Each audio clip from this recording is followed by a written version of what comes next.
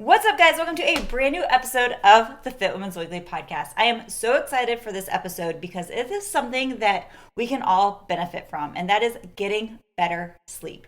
Even if you're a great sleeper, don't you want to be even better? I know that I surely do. So today we have Dr. Sarah Silverman on today from Dr. Sarah Sleeps, and we're going to talk about that. We're going to talk about sleep quality. What can you do throughout the day that helps your body wind down and is actually ready to lay down, close your eyes, and fall asleep? What about different supplements? Is melatonin beneficial? Who should be taking melatonin? Who should be avoiding it? What about magnesium? Have you guys seen all the ads going around for mouth taping? I know it's become very popular, but are there actually benefits, scientifically proven benefits to help your sleep at night? So those are just a couple of the things that we're going to talk about. We're going to get right into the episode, but before we do, please make sure if you're watching this on YouTube to hit that like button. If you're not already subscribed to the podcast, whether you are listening to this on your favorite platform or watching it on YouTube, make sure that you're subscribed to the channel. I put out brand new episodes every single week, and I don't want you to miss out on it. And I also would love to hear your thoughts and suggestions. If there's a topic or you have a question that you would like covered in a future episode, feel free to reach out. If you're watching this, you can ask down in the comments or feel free to email me, Kindal at fitwomensweekly.com. All right, let's jump into this episode. I really just love talking as if we're having a cup of coffee and me being like, oh my God, you're a sleep doctor, XYZ, and kind of just chit-chatting to fill in not only my own knowledge and curiosity, but I know that a lot of women, especially my age, in that perimenopause state are really suffering from sleep deprivation, and they're really pissed off about it. Yeah, it is definitely very common, and we can certainly get into kind of the nuts and bolts of what I see in my clinical practice for sure. Awesome. First thing that I would love to learn is what got you into being a sleep doctor to begin with? What did you decide to make that your focus? Yeah, I think for a lot of folks in healthcare, it's usually for personal reasons. So, because of my own sleep, I actually really struggled with sleep from a very young age, and especially during like middle school and high school. It was really hard to wake up early for school. And so I'll give you the very condensed version. I basically have always been a night owl, so have always wanted to go to bed a lot later than my parents, siblings, peers, and that ultimately led me to doing some deep diving into what might be causing that. And it's actually something that most teenagers experience. Whether or not we realize it, there is actually a delay in our circadian rhythm, our internal body clock around those years. And most people will kind of switch back into what's considered a typical or normal sleep schedule once they, become adults. But there are some people who stay in that later sleep window, and that can, of course, lead to some pretty serious issues related to sleep if they can't get up for work once they enter the workforce. So that is really where my story starts, from a young age and just kind of carrying into my young adult years. And I ended up really loving the area of psychology. So ended up pursuing my doctorate in clinical health psychology, but along the way, I found out that there's actually a biology, which is pretty much the approach to take when we're looking at different sleep disorders. It's more of that non-medication, drug-free approach. So helping people who struggle with various forms of sleep issues, but without having to use medication. So looking at different ways to help people improve their sleep. So I ended up really loving that because of my own personal sleep issues and ended up really pursuing that as my main focus during my clinical training, and then ended up pursuing a fellowship in sleep medicine. And now I have my own practice where that's predominantly what I do is see folks who have huge variety of sleep issues, but my main specialty is typically women who have insomnia. And so I do see women of various age groups, so really across the lifespan, and sleep does change a lot during a lot of our hormone changes throughout young age to middle age and even to older age. So it's something that I'm really passionate about. And that's where I'm at today. So I typically see folks kind of in a one-on-one setting and help them improve their sleep quality without having to resort to using meds.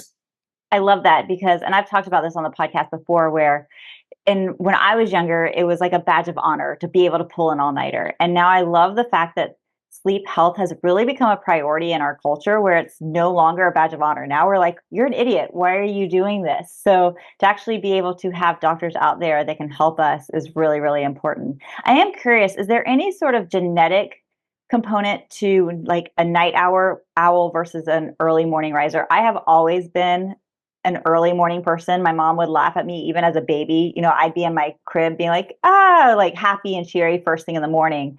But at 9 o'clock at night, at 40 years old or 5 years old, I'm still the type of person that's like, peace out. I got to go to bed. Like I am done by that time. Where my husband, he could stay up till 12 o'clock and then sleep in later if that was allowed.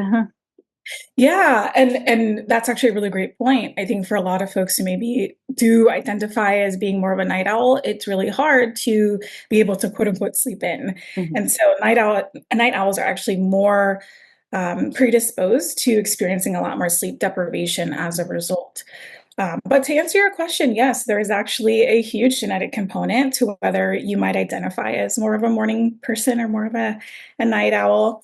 Actually, in the last 10 years or so, there's been quite a bit of research that has really looked into this. And actually, it wasn't until 2017 there was a group of scientists who actually won the Nobel Prize because they identified the specific genetic person or more of a night owl. So that was kind of a need to have.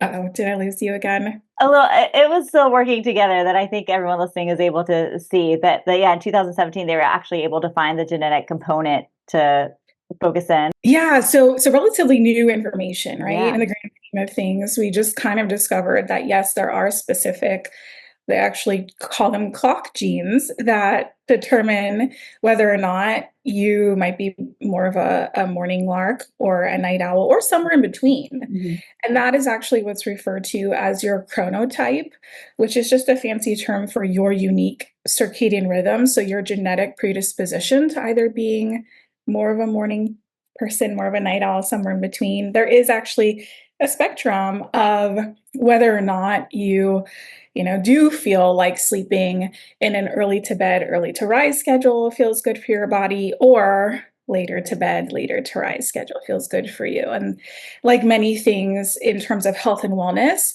I'm very big on bio individuality. So there is just a lot of variability amongst all of us. And especially when it comes to what sleep schedule or what kind of sleep routine would feel best for each of us.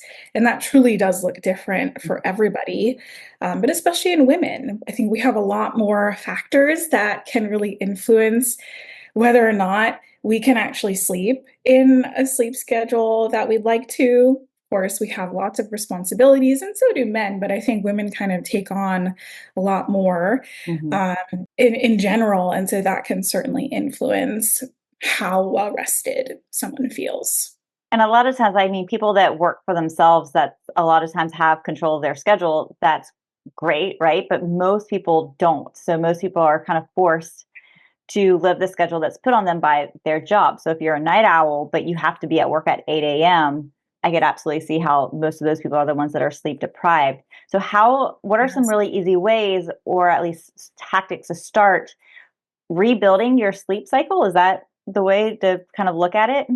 Yeah, absolutely. So, kind of getting your sleep back on track. Mhm. I think it's really important for all of us to know what our optimal sleep schedule is. Mhm. And sometimes this is a little bit tricky to figure out. I mean, ideally, you would actually want to do what I call free sleep for at least a week or two, ideally. So, I often recommend this to my clients when they're on vacation. So when they have some extra time, don't have their typical responsibilities, just kind of allow their bodies to fall asleep naturally and to wake up naturally. And over the course of that 1 to 2 week time frame, and that can really help to identify, all right, this is what my body actually prefers as Mhm. far as a sleep schedule. So I think that could be a good place to start, is to kind of figure out what schedule would best align with your unique biology. And then if it is the case that there's just no way you could actually sleep in that window for various reasons, whether it's school, work, kids, other responsibilities, appointments, things like that, then the best place to start in that sense would be to actually try to set a consistent rise time across 7 days. Mhm. So, this in and of itself often is not fun to hear for most folks, because ideally we want to keep the same wake up time even on non work days and I was on the about to say, weekend. but no one wants to hear that on the weekends they need to wake up at the same time. Yeah, and I think for morning folks, it's a little bit easier because generally kind of already up and enjoy the mornings can be a little bit more challenging for more afternoon or evening folks. But needless to say, our bodies crave consistency. And the more that we can keep that wake up time consistent, in theory, the more consistent we'll start to feel sleepy around the same time each evening.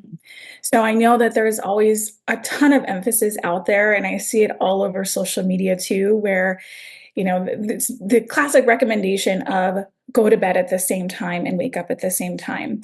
But when you're not sleeping well, or when your sleep schedule kind of gets a little bit more irregular, or you're trying to get back on track, the best place to start is actually wake up time, because we have a little bit more control over that piece of our schedule, because we can set an alarm to wake up, for example. When we actually fall asleep each night, that can actually vary across the week. There is some individual variability in when we feel sleepy, and that can actually change for most folks, like plus or minus an hour across the week. So sometimes, if we're too rigid about going to bed at the same time every night, that can actually backfire or lead to a little bit of difficulty falling asleep if you're not yet ready to fall asleep. So I always say it's best to start with keeping that same rise time, because again, we have a little bit more control over that, and sticking with that for at least a week or two, like being as consistent as you can. And that will naturally allow your internal body clock, your circadian rhythm, to reset itself essentially each morning. And even for folks who do, have a schedule where maybe, like, for example, they're a little bit more of a night owl and they can't keep that, this does allow their body clock to kind of stems from is a consistent rise time. So, what I like to call your reset button each morning. It helps to just kind of reset your internal clock. And it also helps to really anchor your hormones for the day, in the sense that if you can wake up at the same time each morning, you can trust that your sleep hormones, so the hormones that are involved in the process of sleep, like melatonin and cortisol, or stress hormone, you can trust that you probably will start to feel sleepy around the same time each evening. Basically kind of work in reverse. So if you take like a Mhm. week or two during your vacation time to figure out what your natural sleep cycle is, let's say you find out that you wake up after 6.5 hours of sleep and you feel great. I know that that's not most people, but there are some people that need less, some people that need more. And so Mhm. then you find out, okay, I have to wake up at 6 in the morning. What time does that put me to at going to bed? And kind of try to make that your go to bed, versus where I think you're right. I think a lot of times we focus on the time that we're going to bed versus the time that we're waking up. Yes, that's so true. And you're absolutely right. It is very much going in reverse.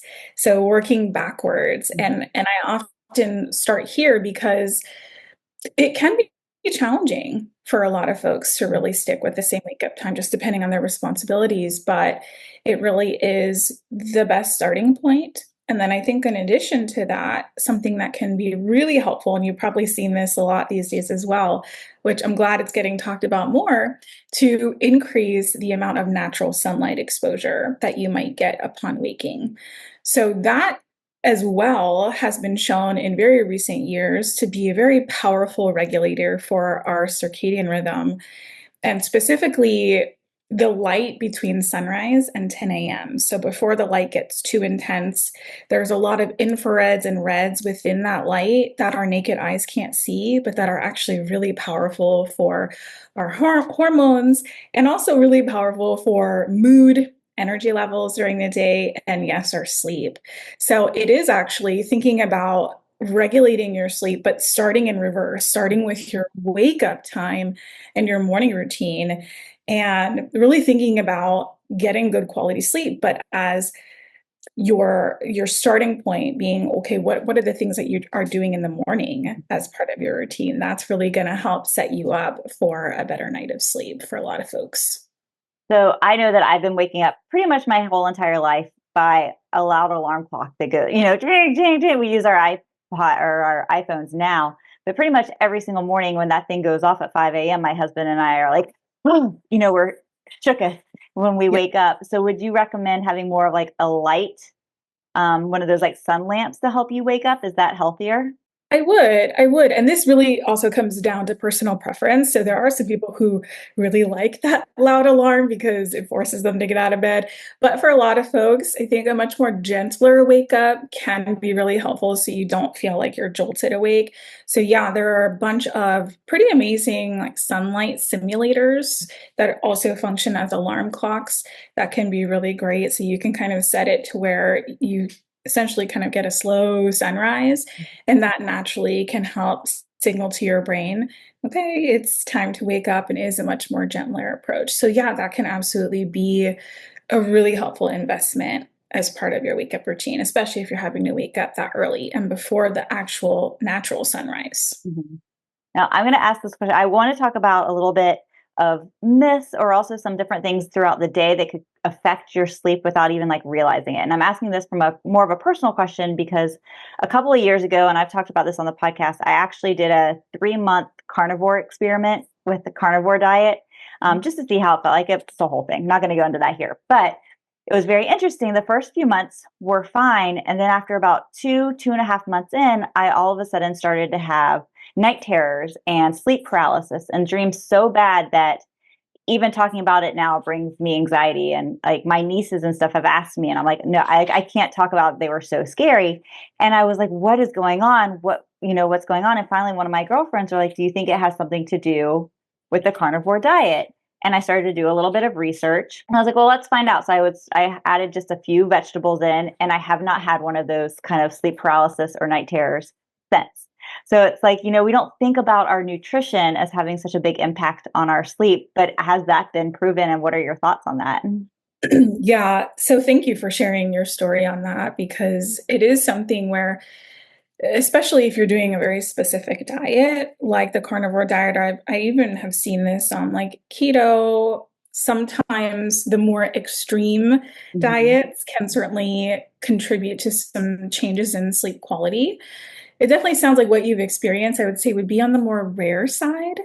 But needless to say, that's very scary to experience both night terrors and sleep paralysis as an adult. Those are typically things that, are a little bit more common in childhood, but they can absolutely happen to adults as well. And yeah, there's unfortunately very little research that has looked into specific diets and its impacts on sleep. There's some out there for sure. And I think what a lot of folks may be experiencing, and may have been your case as well, certain groups of food where consuming too much of one type of micro and macronutrients Mhm. can actually lead to these changes in your sleep, and it can look of a number of different ways. Sometimes it's more insomnia-like symptoms, so a lot of folks may have difficulty falling asleep, or they'll wake up in the middle of the night and then they have trouble falling back asleep. Sometimes it's having very vivid dreams or nightmares, or even to the point where it becomes night terrors. Or sometimes, yeah, it's a combination of what are considered parasomnias, which again are definitely, I'd say a little bit more on the rare side, but can absolutely happen, especially when making a really big change to your diet. Mhm. And it could have very well been the case that it was just too much at once for your body. Mhm. And so, as you said, incorporating some veggies and maybe that, giving your body some more micronutrients was the ticket. And so Yeah, I that started doing a few more fruits and vegetables and zinc. Um, and then, interesting. yeah, and then night terrors were gone. But when I tell you they were the scariest, I mean, I would wake up screaming and crying, and my husband going, "What's wrong? What's wrong?" Yeah, they're Yeah, it very was so scary. bizarre.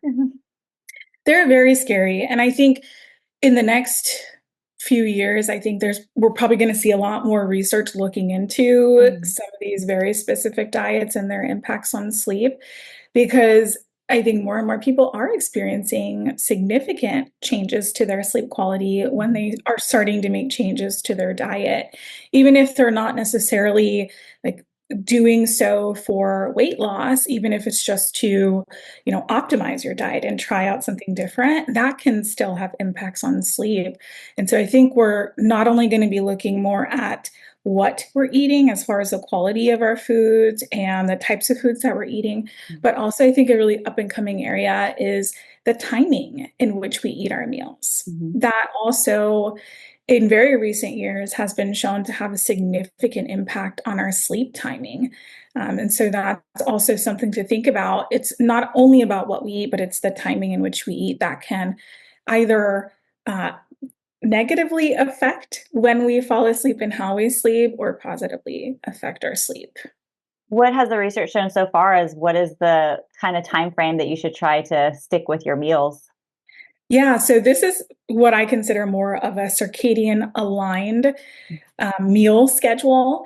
And what we know is that if we can actually anchor two meal times, and specifically at breakfast and dinner, if we can keep those two times as consistent as possible, we can actually help to regulate our sleep schedule. So I think that's interesting. So ideally, and this of course is going to look different for everybody depending on your current sleep schedule, but ideally having your first meal, so breakfast, within the first 30 to 60 minutes after waking up. And then, as far as dinner, that last meal, having that meal at least 3 to 4 hours before bedtime. And Mhm. sometimes even earlier, the better. So, definitely a much larger buffer zone, if you will, between your last meal and when you actually go to sleep. Mhm. So that way, your body isn't too focused on digestion. You want that to kind of be pretty much over with before you hit the pillow. But interestingly, it's anchoring those two first and last meal, those meal points that, at least for right now, have been shown to really help to regulate our circadian rhythm from more of that meal timing and sleep timing perspective. That makes sense. And I'm also assuming that temperature regulation would be part of that as well. Because if you eat right before you go to bed, your body temperature is all out of whack while you're trying to digest too. That's absolutely correct. Yeah. So whenever we eat, our core body temperature is going to rise a bit, and Mhm. that in and of itself can definitely delay sleep onset. We Mhm. need our core body temperature to drop a couple degrees cooler in Mhm. order for sleep to happen. So yeah, we want to make sure that there really isn't anything within that 3 to 4 hour window before bed that's going to increase our core body temperature, so that we can really allow our body to do its thing, as it's intended. We want it to be able to have that time to decrease and cool off before we actually get into bed. So that means it's probably not necessarily always a good thing if you have sleep issues to take a hot bath right before bed too. That's actually, I'm so glad you brought that up, because interestingly, and there has been research on this in the last few years, so having a hot bath or hot shower about 75 minutes before bedtime has actually been shown to be beneficial, interestingly. Okay. So there's actually a paradoxical effect that happens when we take either a hot shower or a bath. Initially, it does heat up or warm our skin temperature, but as we step out of the shower and we allow ourselves to cool off and dry off, it actually signals to our body to cool off. And Mhm. that can actually help our body adjust and cool off a little bit faster. So it's very much before bed having this paradoxical effect. Mhm. And that also goes along the same lines because cold exposure is also a really big thing on social media these days.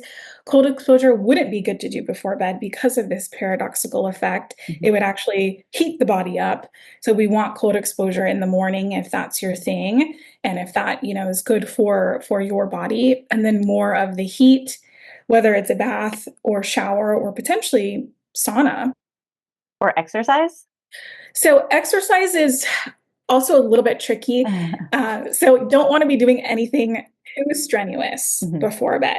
So nothing that is really going to raise your core body temperature too much. So typically, like HIIT workouts or strength training, probably not the best to do before bed, but something that is still considered movement exercise where you're still getting your blood moving and you're moving your body. Something that's a little bit more gentler, like a yoga class, for example, where you're still moving, but you're focusing maybe more on restorative poses and breathing, stretching, that can actually be okay before bed. And of course, that's also going to vary on, or it's going to depend on individual Mhm. preference and what time you might prefer to work out. What about the ladies who wake up mid with a big old hot flash in the middle of the night and it kind of ruins everything? Are there any tips or tricks that you would recommend? Because I know I have ladies listening that are right now like, I can fall asleep just fine, but I wake up miserable during the night. Yeah, it's so common and something I hear, at least a couple times a day. Like it's incredibly common and I know Mhm. how frustrating it can be.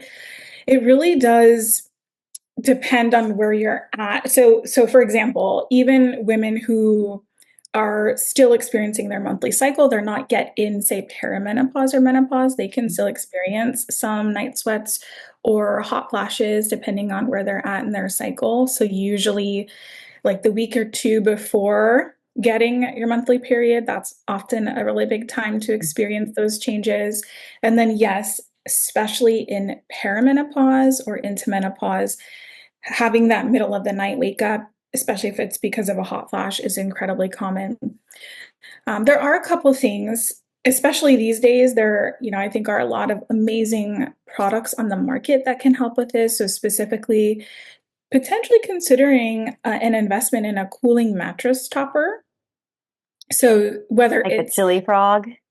Yes, Mm. yes. So the Chili, the Sleep Me, 8 Sleep is also another one, and I'm not affiliated with any of those, but I have seen them work wonders for my clients who've been dealing with like significant temperature Mhm. dysregulation during the night. So that could be something to consider.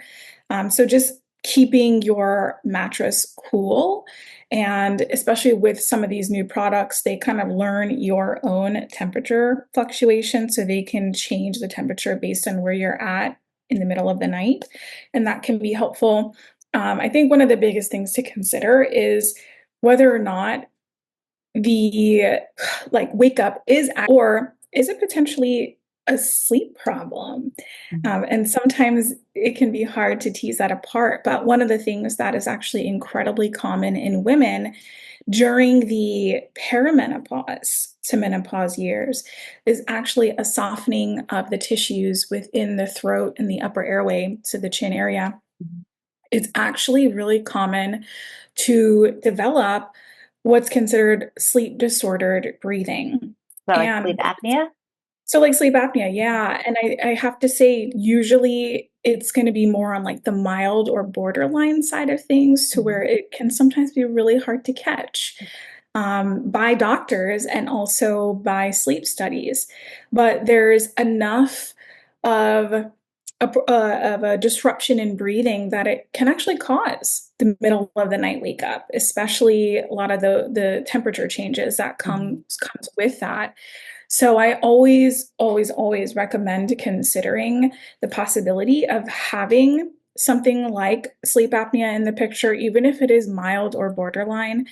It is definitely worth treating because you're just not getting the best quality sleep, and it can lead to that sleep fragmentation. So Mhm. the middle of the night wake ups, it's incredibly common.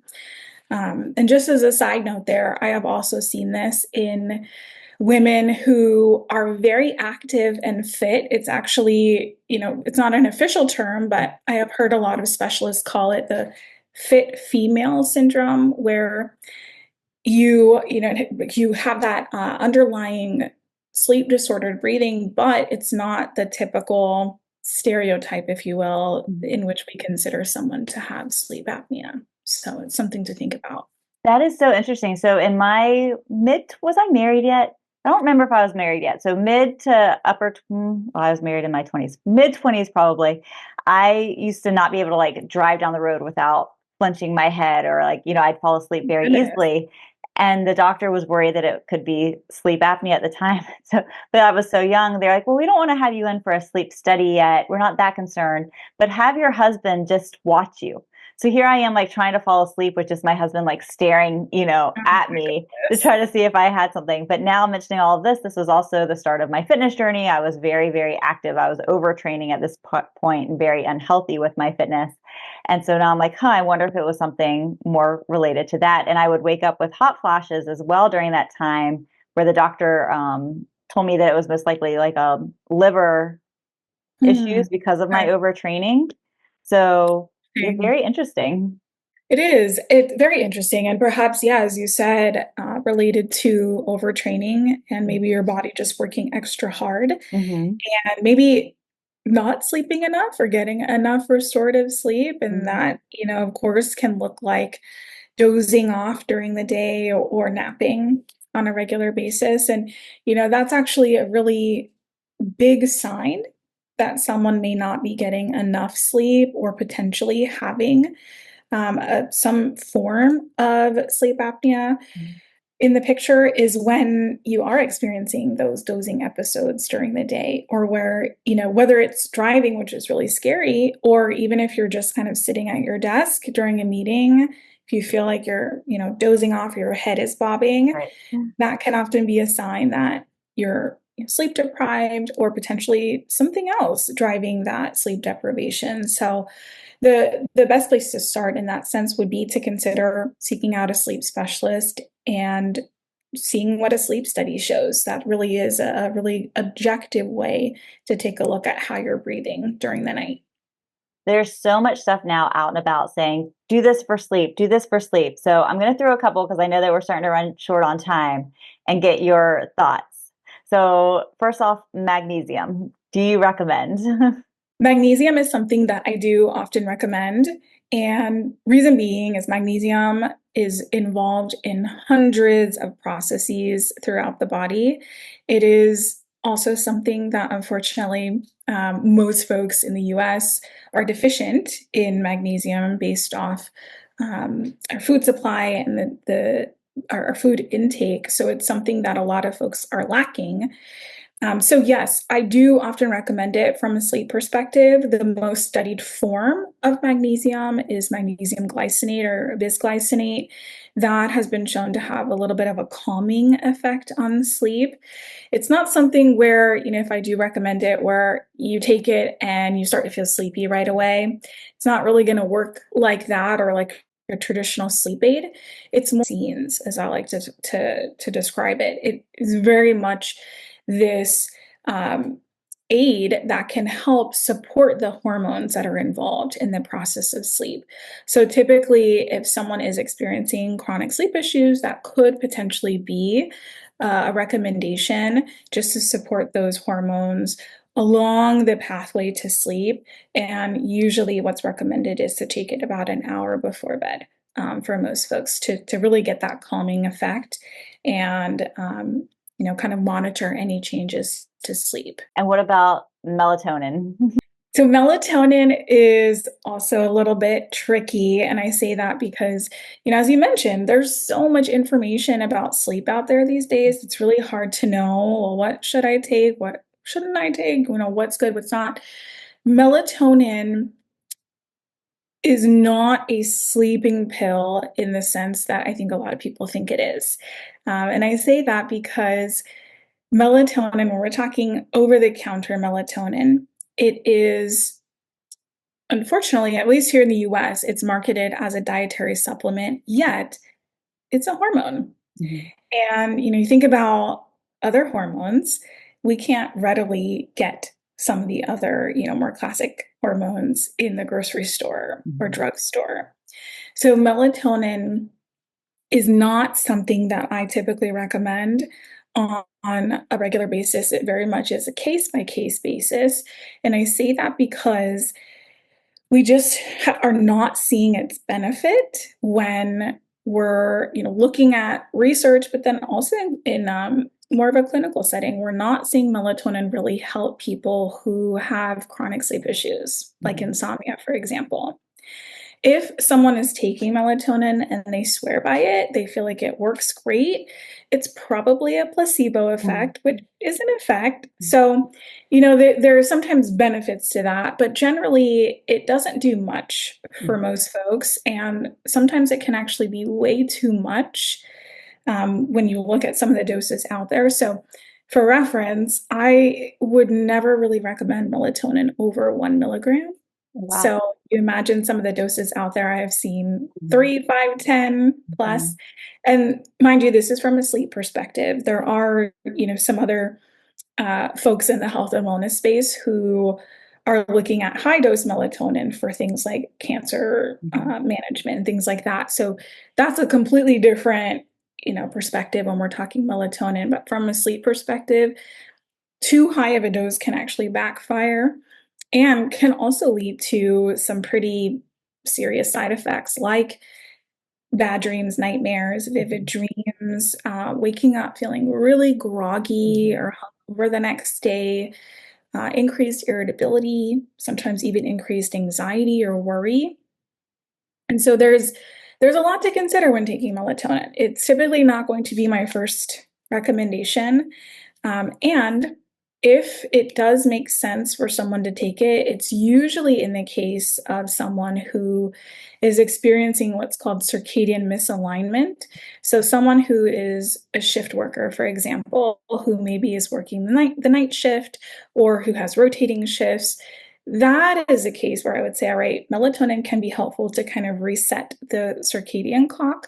So that might be someone that I might recommend melatonin, but for most folks, it really isn't going to be helpful.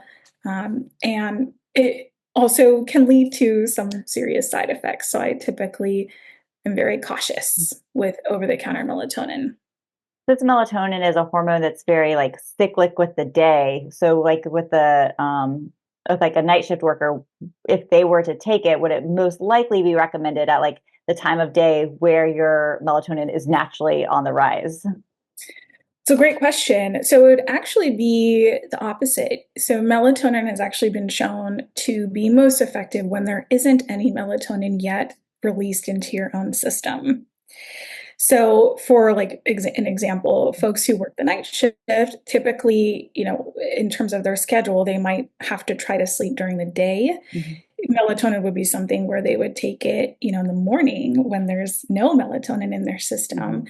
And that's when it is likely going to be effective to help essentially get them to a drowsy enough state that they can fall asleep at a time where it's not yet in their system. Mhm. So it is a little bit tricky. And that, of course, is going to look very different depending on somebody's schedule, sleep schedule, work schedule, etc. But yeah, it's typically most effective when we don't yet have any of our own natural release of melatonin yet in Mhm. our system. So that's where it gets tricky. It's all about timing. And Mhm. it is actually a neural hormone that regulates the timing of our sleep wake cycle. So folks who are taking it at the wrong time for their own sleep schedule could actually be doing themselves a disservice as well. That makes sense. And then my last question, again, something that's very big and very popular right now is mouth taping. What are your thoughts? I'm so glad you asked this. I have gotten this question numerous times over I the last week, bet. so I'm long overdue to kind of share my thoughts on this. Um, so mouth taping, at least for right now, is not an evidence-based treatment for sleep issues. So what that essentially means is, it's not something that any sleep specialist is going to recommend as a standalone treatment for sleep problems. Now, with that being said, have I seen it be beneficial for folks? Yes, absolutely. But I think we need to really ask the question, why are you mouth breathing? Or why do you feel the need to actually mouth tape? Because yes, we do want to be breathing from our nose. That is really important, especially when we're sleeping. So before I would even suggest trying mouth tape, I think the first step would be to actually make sure that you can breathe through your nose. See, So like I you have a deviated septum, which has kept me from the thought of even trying.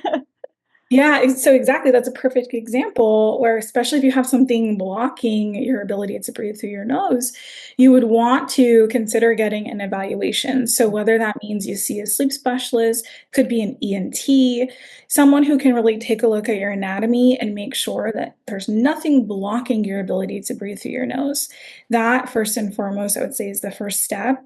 And so I think for a lot of folks who are just kind of trying mouth tape on their own, it can be scary for some folks if there's actually a problem with their ability to breathe, or if they also have something a little bit more along the lines of sleep apnea, where that we really want to address first before considering mouth tape. But it can be a helpful addition to treatment for serious sleep problems. So it's something to consider. I wouldn't, again, just like blatantly try it. If you feel like there's something going on, always get evaluated first, and then it could be a helpful addition. Aside from only being able to breathe through one nostril, I'm also a very claustrophobic person. So the thought of like being tied down in any way, just I have also talked to people that are like, it's amazing. I'm like, nope, I cannot do that. I'm not waking up with a panic attack in the middle of the night. Yeah, I hear you. You're not alone there at all. Especially if you feel like claustrophobic or have Mhm. anything, not really someone who wants anything on their face. It could definitely lead to worse sleep, Mhm. could lead to more wake ups and just poorer sleep quality. So it's not going to be for everybody. But, what I have seen it be really successful at and really helpful is, for example, folks who do have sleep apnea and they are treating their sleep Mhm. apnea. So whether they are using an oral appliance or a Mhm. CPAP machine, and then using mouth tape just to keep the mouth shut Mhm. while they're using the treatments that are effective. So it can be helpful, but yeah, it's not for everybody. Mhm. It really is also about comfort and preference level. We certainly don't want to, throw something in there that's going to lead to worse sleep for you. Well, I want everyone to be able to contact you and get to know where you are. If they're sitting here listening, be like, I need more information. But I do have one more question, if you don't mind. Can I have Go time ahead. for one more? Good. Okay. Yeah. Something that my husband and I argue about, and it is sleep positions. Is there one scientifically proven best way to sleep? Side sleeper, stomach sleeper, back sleeper? No, the jury's still out on that Okay. question.